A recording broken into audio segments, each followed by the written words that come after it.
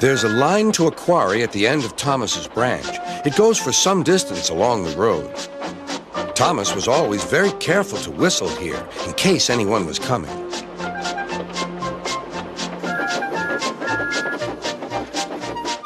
Early one morning, a large policeman was sitting close to the line. Thomas liked policemen. He had been a great friend of the officer who had just retired. Beep, beep, he whistled. Good morning. Thomas expected that the new officer would be friendly too, but he was sorry to see that he didn't look friendly at all. He was red in the face and very cross. Disgraceful, he spluttered. I didn't sleep a wink last night. It was so quiet, and now engines come whistling suddenly behind me.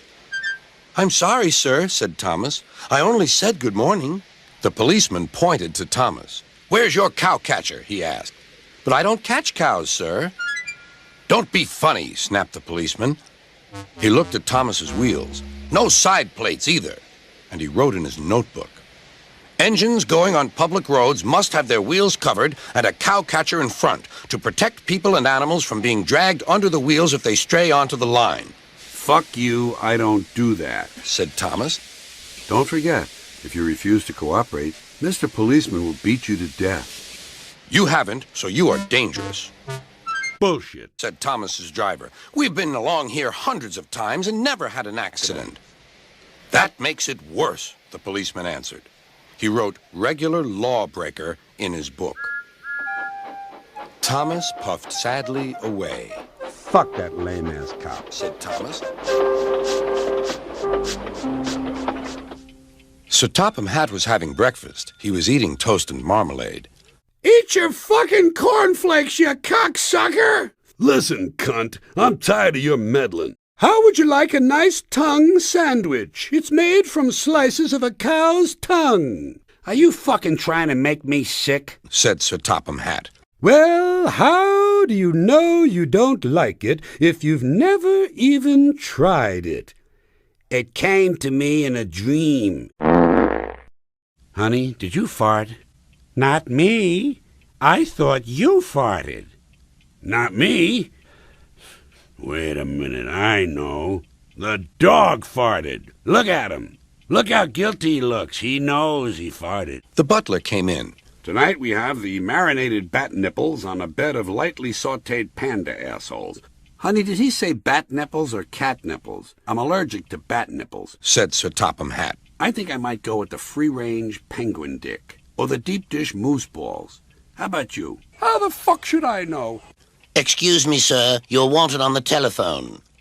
Bother that telephone, said Sir Topham Hatt. I'm sorry, my dear, he said to his wife. Thomas is in trouble with the police, and I must go at once. Don't forget to lick his asshole.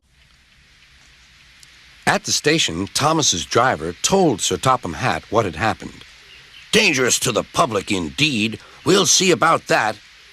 Sir Topham Hatt spoke to the policeman. But however much he argued with him, it was no good. The law is the law, he said, and we can't change it. Sir Topham Hatt felt exhausted. No one should ever do anything to help the police. In any way, he said. I'm sorry, driver. It's no use arguing with policemen. We will have to make those cowcatcher things for Thomas, I suppose. Everyone will laugh, sir, said Thomas. They'll say I look like a tram. Sir Topham Hatt stared. Then he laughed.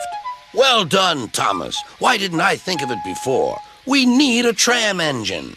When I was on my holiday, I met a nice little engine called Toby. He takes freight cars from the farms, but the trucks are taking over most of his work and he needs a change. Next morning, the shed was flung open, and old Toby woke with a start to see his driver waving a piece of paper at him. Wake up, Toby, he shouted excitedly. The mail has just arrived, and there is a letter for us from the stout gentleman. Maybe it's good news.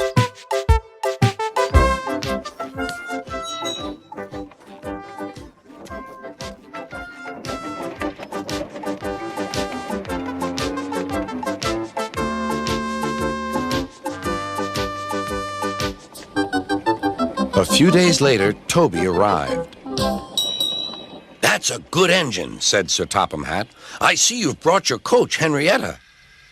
You don't mind, do you, sir? Asked Toby. The station master wanted to use her as a hen house, and that would never do. No, indeed, said Sir Topham Hatt. We couldn't allow that.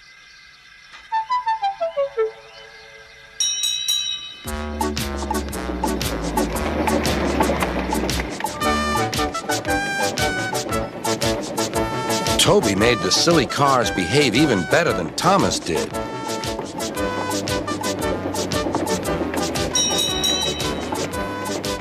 Hey, you!